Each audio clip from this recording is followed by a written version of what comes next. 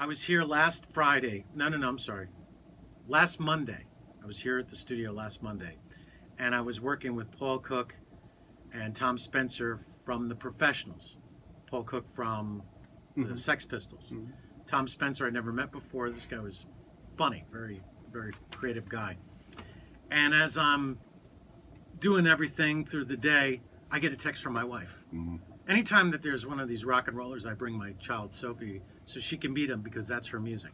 At 17, she likes classic rock. So I figured, hey, this is a great experience for you. You can meet Your daughter's Sophie, right? Sophie, right? Good. So you can meet these guys as they come in here to the station. So I get a text while I'm in another studio, and my immediate response was, I can't even say it on the radio what my response was, but it wasn't good. So I had to put some stuff together. This is about 2 hours before showtime on the Ultimate Classic Rock Show. We don't have all the facts. So I start putting together the obit show. I come up with a new open. It's also the day after or the morning of the Las Vegas massacre. I'm upset about that like everybody else. So I have that, plus I have the Tom Petty story, and my daughter's here in the studio with me, and I just start crying. Because for the first time in my career, I started crying. And I thought to myself, wow, this is as big as it gets for me on a personal basis as well on a professional basis.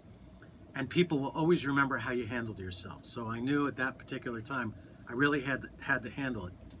Well, about an hour before showtime, we find out that the news sources are retracting the story.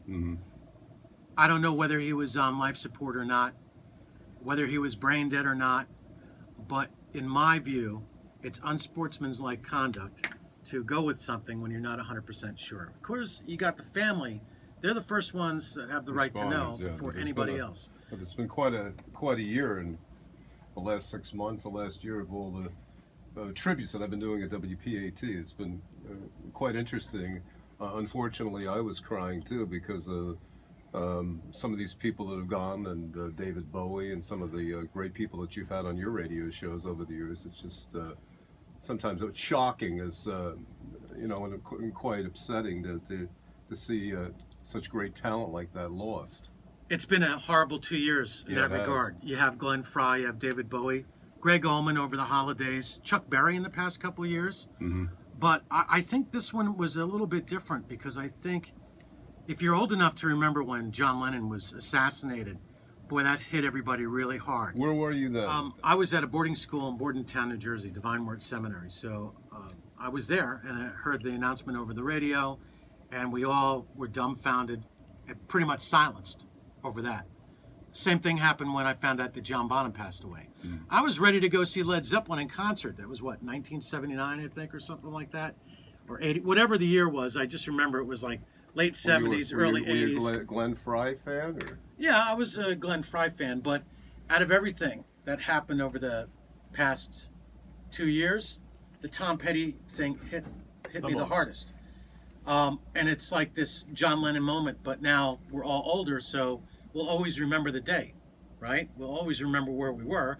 I'll remember the people around me. I'll remember how I cried when I first heard the news. And as you were saying, your daughter Sophie's really into classic rock, so she Big probably is a fan of Tom Petty or some other great people that are out there in the genre of classic rock. Not only that, but I have my nephew, I call him Lukey Luke. He's been a Tom Petty fan since he was 5, he's now 10.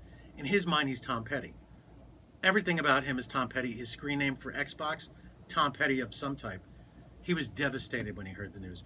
I think that this was a shock because this was out of nowhere. Okay, that's the first part. Now back to my daughter.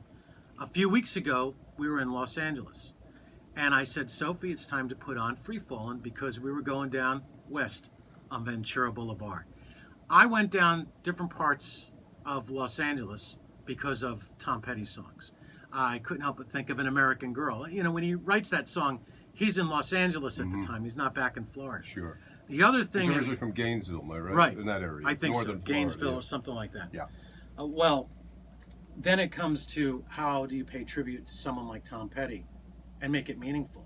Or if you were to ask me, what's so great about Tom Petty? I don't think I have any words that would be able to sufficiently, tell you the meaning of... It would be very difficult to describe. Right. But here's what I can give you some examples. I saw that they had Born 1950 dash 2017. And I don't know where I heard it, but this really hit home. That little dash represents his life. It's going to represent all of our lives. And what do you do with that dash? Did you make the most of it? Were you all used up when it was over? And I think for Tom Petty, used up is a good way to put it. I mean, he really lived his life. He had problems like everybody else. He was able to overcome the various challenges, Like his including father. heroin addiction. His father and child abuse, I understand. All of those things. There's a lot about Tom Petty I don't know. I know the music. Here's the other part of it, which makes him great, was what happened at the University of Florida at the Gator Bowl. At one point, they played Tom Petty's "I Won't Back Down" on the PA system, and the whole crowd, 60, 70,000 people, start singing the song word for word, and I won't break down.